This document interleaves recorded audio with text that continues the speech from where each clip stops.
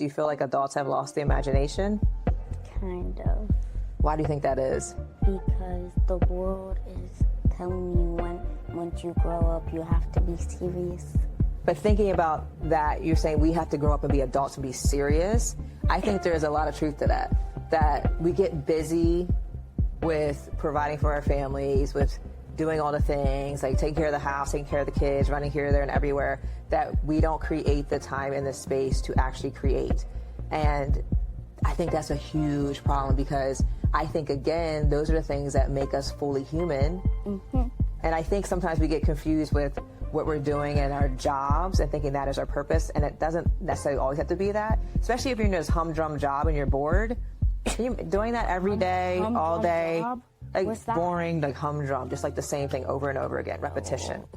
If you're doing that every day for 35, 40 years, what does that do to you? And it's getting you further and further away what you were designed to do. It makes you bored. It makes you bored. It makes you grumpy. It makes you sad.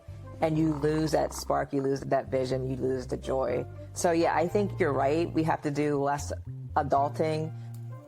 Welcome to Living in 3D Power. Discover your truth. Discern your path. Determine your power. I'm Dr. Amber Sessoms, and together, let's unlock our power, build authentic connections, and foster collective liberation. Welcome back to episode 11 of Living in 3D Power. This week, we're talking about freedom dreaming, not just as a concept, but as a practice, as a way of returning to a part of ourselves that many of us have left behind.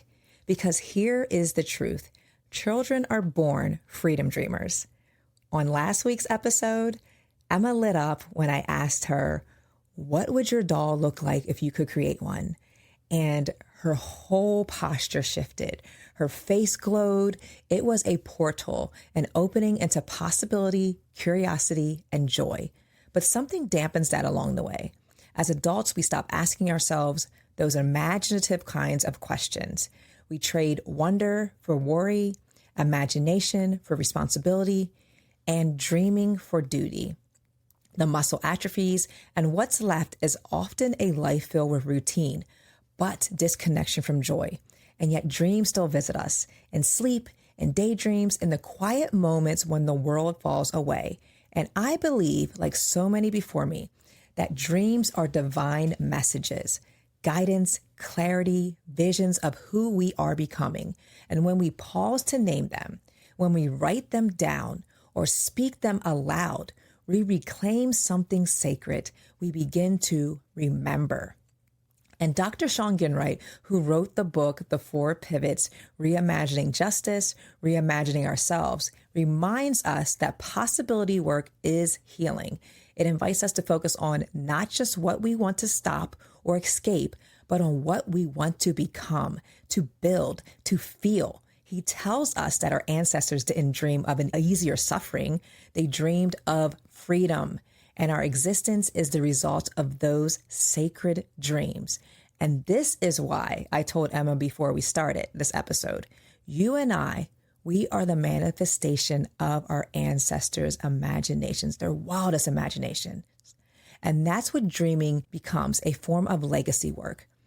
And if you haven't already, I encourage you to listen to the February 23rd, 2022 interview Dr. Ginwright did with Brene Brown on her podcast, Unlocking Us. There are so many gems he dropped, y'all.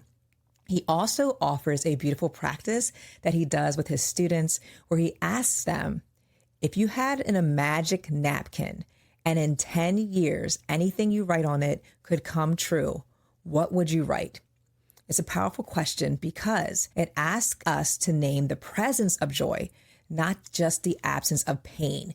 And it's one thing that many of us struggle to answer, showing how limiting our imaginations can be. So today, Emma and I are going to name what's blooming in us. We're going to ask big questions.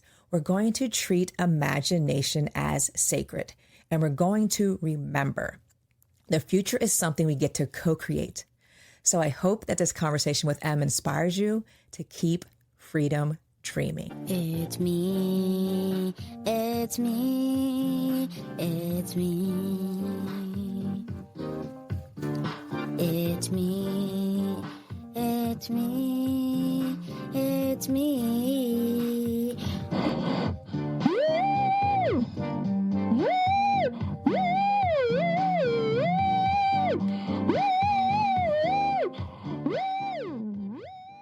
Hey, it's me, Emma. Welcome back to Living in 3D Power, and today we are going to be talking about freedom dreaming. Freedom dreaming, something that I say repeatedly, and I think it's really important. So what I told the listeners before we started was some of the background or ancestors and how they had the courage to dream about something that didn't even exist, but they had the imagination to do it anyway. It came true, because they had that imagination, we're the manifestation of that. And I think something about dreams too, I believe that God can also send us messages through dreams. And I remember one time, I don't know if it was really a dream, but I kept hearing, I was coming awake and I kept hearing these numbers over and over and over again. And I'm like, what is that? And I'm like, is that a scripture? Like, what is it? And I remember I actually wrote it down because I kept hearing the numbers 414. And I'm like, what the heck is that, 414? Wait, I can bring out my Bible. Well, I looked it up in the Bible. Is it actually a verse? Yeah, well, see, I was thinking like 414, so I wasn't sure which chapter to look in. So I just kept going through every chapter that had chapter 4, verses 14. And here's what I found. And it was 1 Timothy 4:14. It said, do not neglect your gift, which was given you through prophecy when the body of elders lay their hands on you. And I think this was around December or so. And coming into this new year, look at the face. What is that? Why are you making that face? That's crazy. Why? Because, like, I usually don't have that. You don't hear numbers or anything like that? No. Yeah, that was the first time that's ever happened to me. And it definitely was a divine message, because there's something that happened when I was 18 and I was getting ready to go off to college, and these prophets prayed over me. And I had this vision, and it was just so hard for me at 18 to really make sense out of it. And I really believe that was God's way of being like, get back to the vision that I placed in you. Get back to that work all these years later. So I think it's really that we need to give ourselves grace and always understand that there is a purpose for each and every one of us. And what we have done a lot of times is that we get distracted by things going on in the world, and it gets us further and further away from that vision. And I think also dreams and our imagination and our creativity. And when I think about freedom dreaming, what I think about is that we're creating, we're being curious. So there's curiosity. That's one of my strengths, and one of my values is curiosity. I call myself a perpetual toddler because I remember when you were little, and all the girls were like this, but there was something particular about you that you asked a tremendous amount of questions, like all kids do. It's just why, or why does this happen, or what is this? But I also remember with kids, there's awe and wonder. And you still have that as a 10-year-old. And I still see it in Maya and sometimes in JoJo, even though she's 22. But it's this idea, like when Maya sees the stars or the planets out, she loves that. She's like, gets all excited.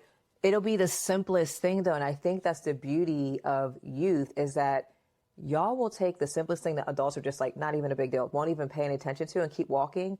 And you'll be like, oh, that is so amazing. And I think that's the gift of youth, and that you show me that I need to slow down and take all of that in. So that imagination, that curiosity, that awe and wonder is something that you always help me to see. So at scripture was coming back to me, when you have a dream or there's something that repeatedly happens in your life, I think you need to get curious about it, right? Get curious about, why is that happening? I've seen that before. This keeps coming up. Why does it keep coming up? Get curious.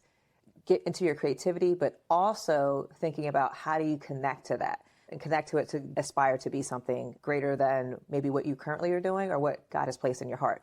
So all those things really align for me when I think about freedom dreaming. When I asked you last week, you remember when I asked you about if you could create a doll, what would it look like, and what would that doll do? What would it look like? And you're like, vitiligo and locks. And the cool part is, I told you earlier, is that someone responded on YouTube and said their daughter is also super into people with vitiligo. And that she also, when she sees someone with vitiligo, she thinks they're a celebrity. I was like, does Emma. You're so... And I'm like, do you want to say hello? You can say hello. Yeah, but you definitely do that, so which is I'm really cool. shy. So I appreciate the community we're building because it was really cool to see someone else say, my daughter's the same way. And the comments have been really awesome. So thank you so much, community. But if we go back to that question, do you remember how excited you got? Your face, your nostrils were flared. And I was like, is this your creative face? But do you remember when you think back to when I asked you that question, do you remember how it felt? I felt excited. Excited. And I think that's the cool part about creativity. And also when I think about the flip of it is that this world takes us away from that. We disconnect with that feeling, but that makes you come alive, right? Thinking about that feeling. And I think the closer you get to what makes you come alive, the closer again you get to your purpose and doing that thing, because that's what's going to change your spirit of the world. So thinking about that, what do you think makes some of these ideas feel fun and makes you come alive?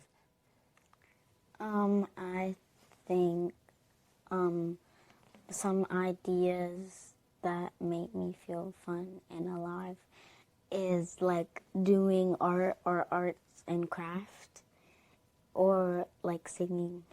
Oh, those are all very true. Those are all very true. And Daddy and I went to a party last night and I came in, I'm like, you have arts and crafts everywhere. I mean, there were glue sticks, there was circle punches, there was paper everywhere. I'm like, what was happening when we were gone? Maya, what happened? What was she doing? You were having a good old time. So talk a little bit about that, because I see this in you. You'll have this, I can't see the idea, but I'll get to see the end result of it. But I feel like you get something jumps into your brain and then you're like, oh, and then you just go and do it. It's like that art thing I made of a girl from the 18th century. Is that what you were working on yesterday too? Yeah. I feel like you need to show the people this, because the way that you can use technology at 10, and you were showing me this earlier, you're like, you have to create layers. I'm like, you're literally doing things that Daddy does in Photoshop and you're doing it on your iPad. So you want to go get that? I didn't realize your iPad was hidden over there on the couch. So Emma has, is it called Procreate? So Maya has this as well. Daddy has it. They're all, I'll say they're just all graphic artists. And it's kind of like a Photoshop for the iPad. This is the best. So you were doing different layers, and you made what century did you say it was? 18th century. 18th century. So what is it with the 18th century? Why are you into that? I really like the dresses and the patterns. Oh, and this reminds me a little bit of myself. And I still have remember I showed you my art books, my sketchbooks from when I was little, how Yeah. I would design dresses and outfits. And I would take, because back then we had a JCPenney's catalog. JCPenney. They actually still have JCPenney's. That's where Graham goes and gets clothes sometimes. But I mean, it's this massive catalog. It's about this thick. Oh, she's showing. I don't know if you can see. It's black. The screen's black. No. She's trying to show y'all. She's getting closer. I hope you can see it. But Emma is showing you her artwork. So let's see that. So, it's beautiful. And I love the colors. Almost like a cornflower blue or baby blue 18th century gown. Is that a pearl necklace she has on? Yeah. I love the hair. Even how you've done I'm not sure what technique you use to even do the hair, but it's softer, flowy. It's a brush. A brush. There's different brushes. You can make your own. And there's like sketching, ink, drawing, painting, artistic. And then there's textures. And then there's charcoal. And then like you can make anything. Like literally. You can make it look like water. So what do you think is, when you're creating your designs, what do you think is the easiest thing for you to do? And then what's the most challenging? And I think the easiest thing to do is envision it. Oh, excuse me, envision it. And then the hardest thing to do is draw it, because you have it in your brain, but then you can't do it exactly how you want to. Oh, it doesn't come out quite on paper the way you see it in your head. Can that be frustrating? I have to take a break. Oh, that's Usually smart. what I do is I listen to music while I color. What kind of music? It's good music. I have my own playlist. You have a playlist? Wait, I didn't know about this, y'all. All my kids have playlists, so now Emma has one. My personal hits. What does it say? What's the name of it? My personal hits. My personal hits. Let's see what these songs are now. She has 25 songs. Yo. Why are you laughing like that? Okay, so you have Gorillas. I don't know who. Is it Dojo? Arctic Monkeys. Yeah, yeah, yes. And I feel like the Gorillas was an 80s band that Maya started listening to. Yeah. A lot of Gorillas music. Okay, so yes, I see a playlist here. So you listen to that as you're drawing. Yeah. And you said the easier part is envisioning it. And I find that a lot of adults, and maybe this is true, so maybe not. So I'm thinking about this, like we might have an idea, but it's the execution of it, right? So we'll have all these awesome ideas, but as you're saying, they're in your head, but getting it out of your head and onto paper or into action, I think is the hard part. Because I think we're all obviously creative people, because I think if God created us, and God is the most creative being ever, right? Then we have a lot of creativity. We have a lot of creativity because he made us in the image and likeness of him. So if he's creative, then we're also creative. But I think what this world's going to try to do is rob us of it. Pick it, take it out, like or stomp it out of us. Yeah. So I think that's an interesting point where you're saying envisioning it is easy, but actually executing it is challenging. And I think that in between. I actually did not make this dress. I traced it because if I tried to do it, then it would take me hours. Oh, so you kind of found a workaround. So you had it in your mind. So when you said you traced it, did you find a dress that you liked? Yeah, I found online. a dress. Yeah.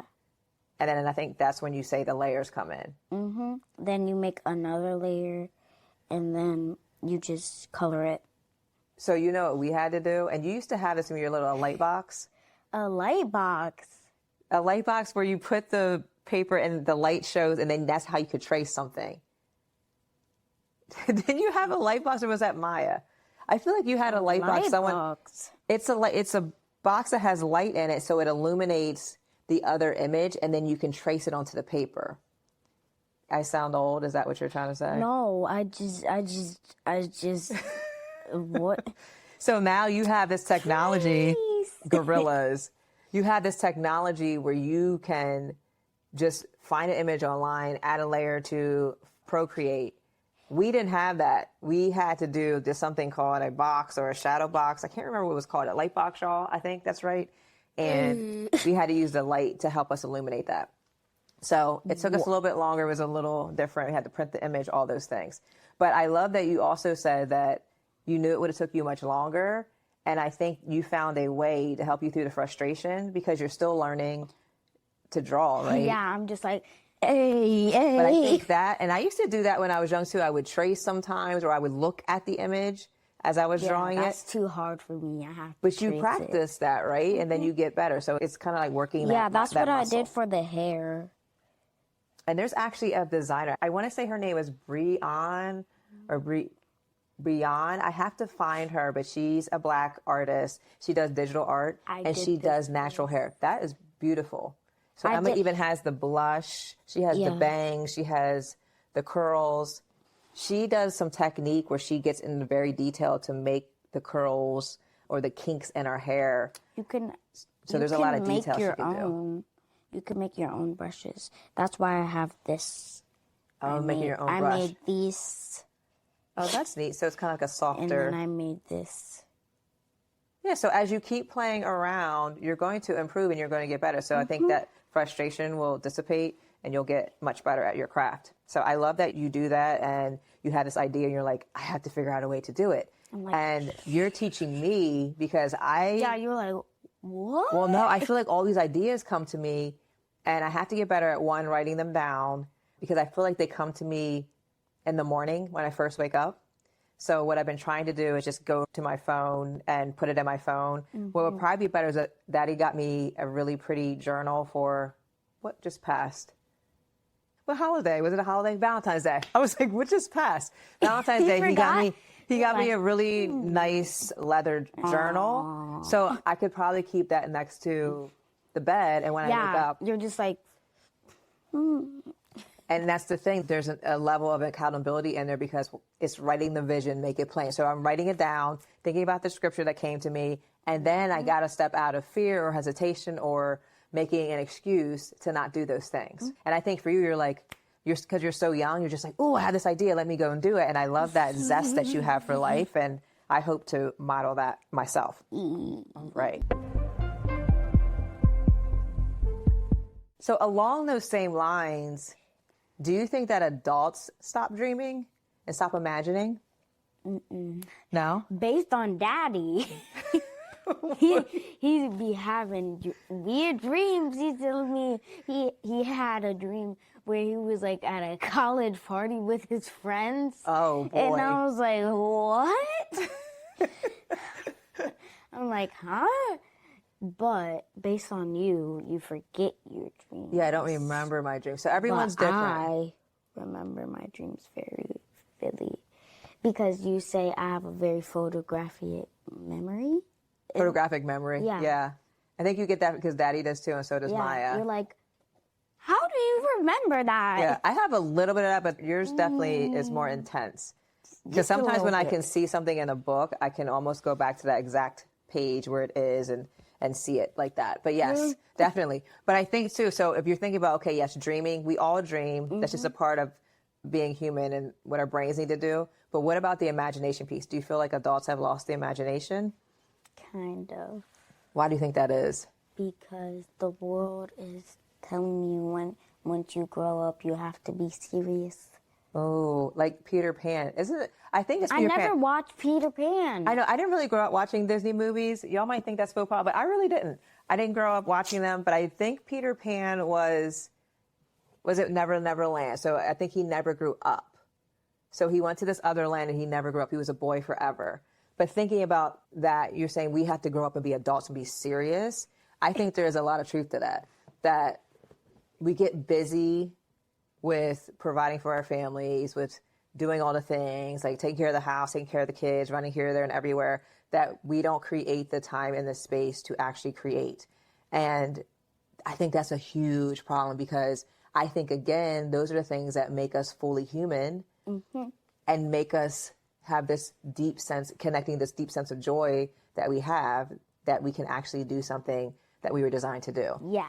Yeah. And I think sometimes we get confused with what we're doing in our jobs and thinking that is our purpose. And it doesn't necessarily always have to be that, especially if you're in this humdrum job and you're bored. You're doing that every day, all day, job? like What's that? boring, like humdrum, just like the same thing over and over again, repetition.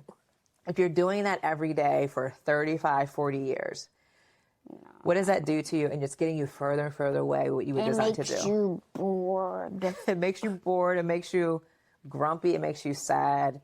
And you lose that spark. You lose that vision. You lose the joy. So, yeah, I think you're right. We have to do less adulting. Jonathan McReynolds has a song about that. Adulting is basically saying adulting is hard. So how do we reclaim more of when I was little, like little Amber, and how she liked to create and draw? Yeah, I have your notebook. You were a pretty good drawer. Daddy said I was, because he said for the same age that we were at the time that I was drawing, he said I was actually better than him. And if I had stuck with it, that I would be a really good artist. But I didn't. I think by middle school, I was getting more into science. I remember 5th grade, I had one of my art pieces that was framed on in the school, and I was so proud of that. And then middle school, I think I started getting farther away from it. So what I hope for you and what I see in Maya, because she's still creative, that she's taking art in high school, is that you never lose that passion. And if it's not provided in school, how do we find it for you elsewhere? Like you take the art classes in the summer, art camp in the summer, so does Maya. We have to continue to nurture the things that you love that make you come alive, because I think it's really important. And this world needs it. I'm recalling in this moment Dr. Shawn Ginwright, and I talked about that before. He has a book called The 4 Pivots. And what I love is that he talks about shifting from problem loving to possibilities. And in this world, we get really stuck in the problem and thinking about, oh my gosh, how are we going to fix it? It gets so insurmountable that we never, ever move forward. We get stuck. And he equates that to thinking about our ancestors. And he's a Black male, and he's like, my ancestors dared to dream another dream. And it is basically a betrayal to all of that work they did so that he could be a manifestation of that dream, for him to deny his ability to freedom dream, for him to deny his imagination, because they had to have such a phenomenal imagination to dream of a world where they were subhuman. They weren't even considered human. And they dared to say, I absolutely am human. And not only am I human, I'm going to dream of a world that has yet to exist, but I know is possible because I believe in the human spirit and I believe in people. So thinking about that, what does freedom mean to you? Freedom means that you are free and that you cannot be controlled. Ooh, who's controlling you? I would be, or you pointing to me? So human. My mommy. Oh, so you're thinking about from your vantage point that you would be free if I wouldn't be bossing you around and you ain't follow any rules. So thinking about that, yes, if I wasn't bossing you around as your mom, in a broader sense of there's someone in the world, because you're saying that you would be free from control. You could do what you want to do. You would be free from control. What does that mean in a larger sense for our society, even maybe for our nation or for our world? What would freedom look like for every single human being? That they would not get treated on wrong and that they would be treated fairly. So they would be treated fairly. They probably wouldn't be, I say to dehumanize, so you would see their dignity, you would see them as fully human, and they would be loved and appreciated and respected for who they are. So again, when you said fairness, that is one of your strengths. And so that keeps coming up, y'all. So again, if you haven't taken this VIA character strengths assessment, you have because to. it'll start helping you make sense out of who you are. Because Emma, you're very passionate and you get upset when things aren't fair. Yeah. Right? So I think those are really core things that get you agitated, that get you activated to want to do something to prevent that from happening. And it's not going to look the same. So maybe I wouldn't look at it the same way. It doesn't mean that you're overreacting. It means that there's something that is burning within inside of you that you need to figure out a way that is making you come alive, that you need to be able to produce something to solve that problem to make this world a better place. Yes. So when you learn what your strengths are, that's going to help you to navigate that and understand that. So thinking about that, and so many of our ancestors, and I would assume so many of our ancestors, because we're so aligned in that. So proud of us. So proud of us, right? We're definitely the manifestation of that. But what kind of world would honor the dreams of our ancestors? I think a lot of what you were saying, but what kind of world would that look like when you can envision that? If you were to write a story about this. Wait, she's making her creative face almost again, y'all. This is this creative face number 2. Oh, wait, she's getting her iPad back out. Y'all, if you don't know, y'all don't. Some of you might. So we have family that listen. But if you don't know my brother Avery, sometimes Emma reminds me so much of him. Just her mannerisms and the laughter that she does, very much like Uncle Avery. No. Definitely. No. So when you're thinking about the book, right? You're pulling something out. What are you pulling out? What do you have? Are you showing them something again? Mabel's World. Oh, wait. It's from Gravity Falls. So you'll have to describe it to them because they're not going to be able to see it, Em. So she's pulling up a show. It's What is it called? Gravity Falls. And in this video, if you're not watching, it is basically, so this triangle guy named Bill. Mm-hmm. Bill's evil, right? Yeah, he's trying to take over the world. Okay. And he basically traps Mabel in a world that she loves, and she likes very bright colors in 90s-ish fashion. I think she's definitely, 80s, 90s, yes. Yeah. And there's like rainbows in the sky, and then there's like unicorns and stars, and yeah. This is the kind of world that you would have? Okay. So I think something you said there that is really interesting because this evil person traps Mabel in a world that she loves. Yeah, he's trying to make her not leave. Listen, okay, so here's what's coming up for me as you say that. I think about so many people in this world, and this is a lot that's coming up. So a lot of my doctoral work it's adult education. And in adult education, we talk about consciousness raising. So you think about it like someone that's asleep, like a sleeping giant. So Reverend Dr. Martin Luther King talked about this, I think days before he died, or maybe weeks before he died. One of his final speeches was Rip Van Winkle. And Rip Van Winkle slept through the revolution. So this whole movement's going on, and he just slept through it. And he's saying we need to wake up. So consciousness raising is saying, all y'all, this world is literally falling apart, and y'all are just going along with it.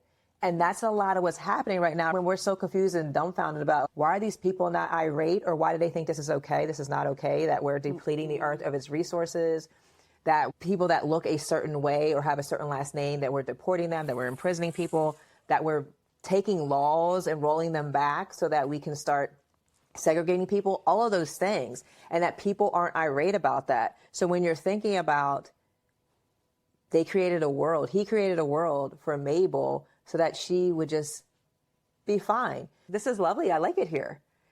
And it kept her from seeing all the other, I would assume, things that were happening in the world that she probably needed to be woken up to. Yeah, there's a apocalypse. Oh, listen, what is the name of the show again? Gravity Falls. Gravity Falls. So here's the thing. Gravity Falls was written for children. I'm not just children, because we've watched this show, by adults. So there are some adults in this world. There's a large majority, a large amount, I'll say, of adults. There's a lot of shows that I like Owl House. So, and I feel like the thing, remember you said you like to watch shows and there's a meaning behind it? Mm-hmm. So think about that meaning, what you just said with Mabel. He keeps her trapped in this world and there's an apocalypse happening, but he's keeping her asleep, keeping her unconscious, and she needs to come awake because there's a revolution, there's an apocalypse happening. And some of her friends and her brother come to save her. See? So this is why community is important, why we have to have community, because community is going to call us in and say, wake up. Let's join the movement. The world is on fire. You need to come over here and stop being in your comfort. Literally, it was on fire. Yeah. So I think that is an awesome connection there. And I think that's the beauty of why we need to stay creative. I think about comedians. I think about artists. We often will see, we'll often see things and be like, that's just art. But there's meaning behind it. So I feel like artists, poets, writers, authors are some of the most thought-provoking and intentional people in this world. And this is why I love to read books. You've seen all the books in my bookshelf, because it helps you calm the consciousness. It gives you language. It helps you see the world and expand it, which is also why this administration is attacking books, because they don't want us to come to consciousness, because then we'll just be okay with everything happening. So this is why we continue to have these conversations, because it's so important that you just don't look at things as surface. Love books. Right. We can't just look at things as surface. There's meaning to be made out of that. And maybe it wasn't the author's intent, but you have to bring your own experience into it and have conversations and sit with that and think about, how can I use this to help me create another world or to create a better world for everyone? So I think that's a part of when we think about our ancestors and what they did. And Afrofuturism, I can't remember if we took you to this museum, but it's thinking about sci-fi, superheroes, like science. It's all these things combined. I think I know. That I think it was in the 80s and 90s. So Black people came up with this concept, thinking about our ancestors and all the ways and technology that they had at the time. So technology isn't just your iPad or these mics or anything else. It is whatever you have at your disposal that you use. Like our bodies are technology. Our bodies help us navigate. So our brains, all of these things, like that technology, combining all the things. Even, can I imagine a world that have different stars? Can I imagine a world that has different planets? What can I imagine? Don't ever stop and limit yourself. The more you can expand that, the freer you'll be to imagine a world that's different than what it is. And I think that's the beauty, again, of having conversations with you, because don't limit yourself. Keep growing and expanding, and don't just sit on that idea. Do it, y'all. So she's teaching me, because that's definitely something that I'm continuing to work on. Okay, so as we wrap up, I want you to think about book. Right. If you could teach the world one thing about dreaming, about imagination, what would it be? Don't just throw it away. Do it. Do it. Or write it down. Or write it down. Write it down, right? Yes. So I think that's a takeaway. That's a good, we talk about call to action. It's keep a book of imagination book. We'll have to come up with a title for that. We can make it pretty. I think you could even do that, right? Keep an imagination book, write those things down. I am making a comic. See, you're making a comic too. I love that. Are you going to show the people? Well, I'm working. Oh, you have a rough draft of it. Yeah, but I'm working on the characters. It's called the Map Squad. The Map Squad? So it's going to be a comic? Yeah. So kind of like Gravity Falls? Yeah, kind of. Does MAP stand for something? Max, Abby, and Peter. Max, Abby, and Peter. That's their names. So it's about 3 13-year-olds named Max, Abby, and Peter find a passageway into the 18th century in Max's house. Listen, I love it already. And I think, again, when I'm looking at you, you're so excited about it. You're like, wait, I have something else that I want to share. I think that's the beauty of us tapping into our imagination.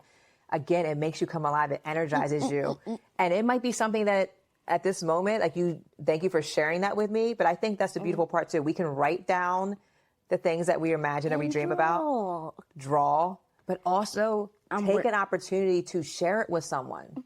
I'm working on my second character. It's Abby. Oh, so you're drawing the characters too. Yeah, I got her head so far. Ooh, look, she has some cool. So she has red streaks, big chunky red streaks. Is that, and has her nose pierced? And what is that in between her eyes? It's like a red dot. She's Indian. Oh, she's Indian. And her name's Abby? I love it. And what are the other two characters? I am done with Max. Max is cool. So Max appears to be a white boy with like ring socks. Look at that outfit. It's very like what I was in high school, we would wear in high school, or the boys would wear in high school. And what's the P? What is the P for? Peter. I'm Peter. not done with You're not him done with yet. Peter. So does Peter have an ethnicity, or are you still envisioning that, what Peter will be? I think he's British. British?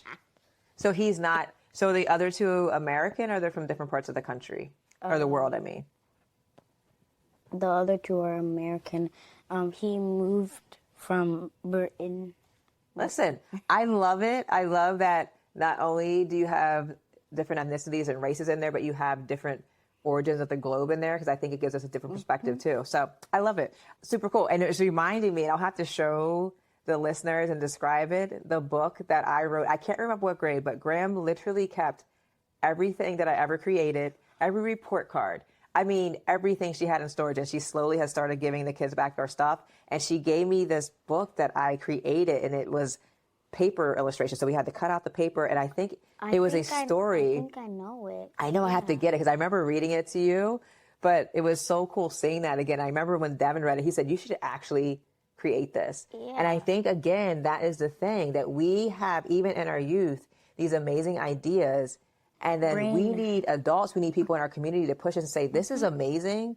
You need to take it to the next level. Don't sit on that idea. So again, when you have that imagination book, y'all, we're all going to, this is our call to action. We're going to get that imagination journal. We're going to write down the most outlandish things that we have thought about that we dare utter out of our mouth. And we're going to put that thing, pen to paper, and let's see what that does. And then share it with someone, and have that be an encouraging person that encourages you to say, that's not ridiculous. That's an awesome idea, and you should do it. Because I think we get stuck in our heads as adults, as you were saying, in the busyness trying to be adults, that we don't ever execute that. We sit on it. But we're going to be more like Emma. We're going to have that idea, and we're just going to do it. And do it. Yay! Awesome job.